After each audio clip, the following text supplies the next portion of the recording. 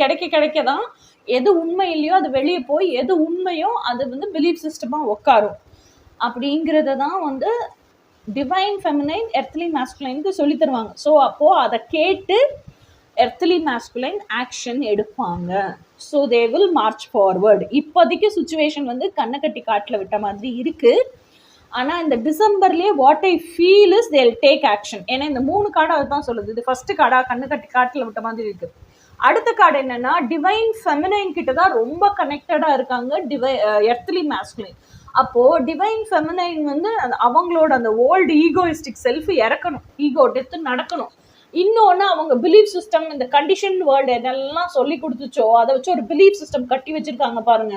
அது அப்படியே டக்குன்னு உடஞ்சி விழுந்து சுக்கலாகி எட்டர்னல் பிலீஃப் சிஸ்டம், இந்த லைட் வருது பாருங்க, எட்டர்னல் பிலீஃப் சிஸ்டமா அது ரீபில்ட் ஆகணும். ஓகேயா? இந்த டிரான்ஸ்ஃபர்மேஷன் எவ்வளோ பட்டர்ஃப்ளைஸ் இருக்கு பாருங்க. இந்த transformation will definitely take place in December 2024.